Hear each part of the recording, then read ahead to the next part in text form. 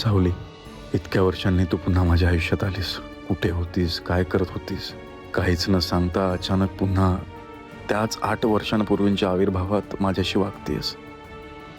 तूच तर मला स्वतःहून डिवोर्स मागितला होतास ना, आणि आता वरून माझीच चूक असल्यासारखं का वागतेस? माझी काय चूक होती या सगळ्यात? मग माझी तरी काय चूक होती हो? तुम्ही कुठे समजून घेतलत मला? एकदा माझ्याशी बोलायची तस्ती पण तुम्हाला घ्यावीशी वाटली नाही का? त्या दिवशी जेव्हा मी घरातून बाहेर पाऊल टाकत होते तेव्हा एका शब्दाने तरी तुम्ही मला थांब असं म्हणाला होता का?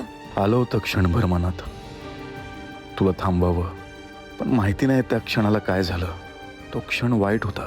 बरं चल, भांडणं झाली, नवरा बायकोत भांडणं होतातच ना, आणि भांडणांमुळे प्रेम वाढतं. पण आपल्यात हे काहीतरी टोकाचं कसं काय होऊन बसलं? मलाही नाही कळते इतक्या टोकाचं कसं होऊन बसलं. पण त्या क्षणी मला वाटलं होतं की आपल्या नात्यासाठी तुम्ही माझ्या मागे हक्काने याल, मला हक्काने थांबवाल. पण नाही, तुम्ही तिथेच उभे होतात. तुमचं एकही पाऊल मला थांबवण्यासाठी पुढे पडलं नाही. का सारंग, असं का झालं? का झालं सावली असं? एका चुकीची एवढी मोठी शिक्षा देतं का कोणी? एवढा टोकाचा निर्णय घेताना तुझा हात कसा नाही कापला सावली? मी रागारागात तिरीमिरीत घराबाहेर पडले, पण मी घरातून बाहेर पडल्यानंतर सुद्धा तुम्ही मला शोधण्याचा प्रयत्न कराल असं समजत होते. पण तुम्ही काय केलं? माझ्या जखमेवर मीठ चोळत कुठल्या तरी वकिलाकडून मला थेट डिवोर्स पेपर्स पाठवलेत. आणि तू काय केलंस? सरळ दुसरं लग्न करून मोकळी झालीस. इतकं सहज तोडून टाकलंस मला स्वतःपासून. इतकं नाजूक कमकुवत नातं होतं का आपलं? मला का समजून घेत नाहीस तू सावली? तुम्ही तरी कुठे घेताय हो समजून मला? इतकी वर्ष लांब राहून अचानक माझ्या आयुष्यात आलात आणि माझ्याशी आधीसारखं बोलण्याचा प्रयत्न करताय. काय उरलंय काय आता आपल्यात बोलण्यासारखं? काहीच नाही का बोलण्यासारखं उरलं?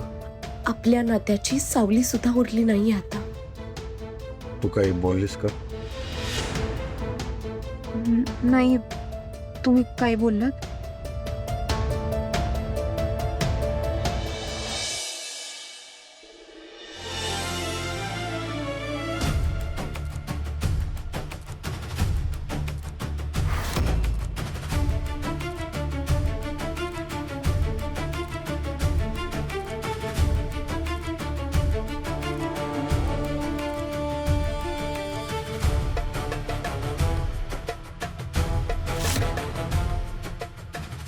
गुरुजीने मला असं सांगितलंय की आईने म्हणजे तू डोहाळे जेवण होईपर्यंत घराचा उंबरठा ओलांडायचा नाही. मी येते तुमच्यासोबत, पण अजूनही भीती वाटते मला. सावली, सावली,